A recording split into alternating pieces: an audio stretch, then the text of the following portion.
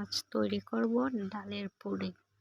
এত সুস্বাদু খেতে এবং এত মজাদার পিঠা আপনাদের সামনে আজ দেখাবো কিভাবে তৈরি করেছি। একটা প্যানের মধ্যে 1 টেবিল চামচ পানি নিয়ে নিলাম, তারপরে ফুটিয়ে নেবেন। ফুটিয়ে নেওয়ার পরে দিয়ে দেব লবণ দিয়ে ফুটিয়ে নিব। ফুটিয়ে নেওয়ার পরে দিয়ে দিব চালের গুঁড়ো দেওয়ার পরে আপনারা কি করবেন, গ্যাসের চুলাটা কমিয়ে দিবেন। কমিয়ে দিয়ে অনেকটা স্মুথি করে নেবেন। করার পর মিশ্রিত করে আপনারা 5 মিনিটের জন্য রেখে দিবেন। তারপরে একটা ব্লেন্ডারের মধ্যে নিয়ে নিয়েছি ডাল, আদা, 2 টুকরো রসুন দিয়ে দিব। রসুন দিয়ে দেওয়ার পরে 1 টেবিল চামচ চিনি দিয়ে দিলাম। চিনি দিয়ে ব্লেন্ড করে নিব। ব্লেন্ড করার পরে দেখেন কতটুকু হয়েছে। একটু আদা ভাঙা থাকলে কোনো সমস্যা হবে না, একদম মিশ্রিত হতে হবে না।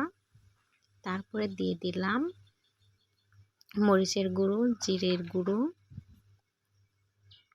মিশ্রিত আছে দিয়ে দিয়েছি। তারপরে হলুদের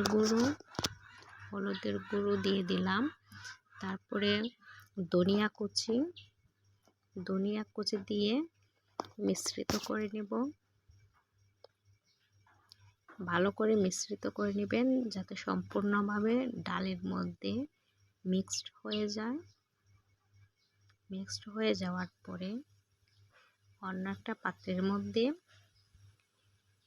গুড়ির মাখনটা মেখে নিলাম।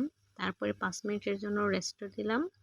অন্য একটা প্যানের মধ্যে পানি দিয়ে বসিয়ে দিলাম ফুটিয়ে নেওয়ার জন্য। তারপরে লবণ দিয়ে দিব ডালের মধ্যে। লবণ দিয়ে আবারও মিশ্রিত করে দিব।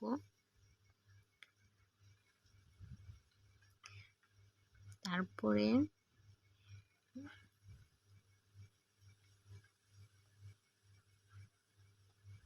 একটা গ্রো করে একটা চামচ দিয়ে 1 চামচ পরিমাপ ডাল দিয়ে দিবেন। ডাল দিয়ে হালকা করে চেপে দিবেন এবং দেখেন কীরকম হয়েছে। এইভাবে করে আপনি সম্পূর্ণ পিঠাটি করে নেবেন। তারপরে পানি ফুটিয়ে গেছে, একটা প্যানের মধ্যে চাটনিটি বসাবেন। বসিয়ে সম্পূর্ণ পিঠাটি দিয়ে আবারও ডেকে নেবেন। ডেকে নেওয়ার পরে 10 মিনিট পরে আপনাদের পিঠা হয়ে যাবে। হাত দিয়ে চাপ দিয়ে দেখবেন হয়েছে কি না। হয়ে যাওয়ার পরে দেখেন কতটা সুন্দর হয়েছে এবং ইয়াম্মি হয়েছে, খেতে অনেকটাই মজা এবং লোভনীয়।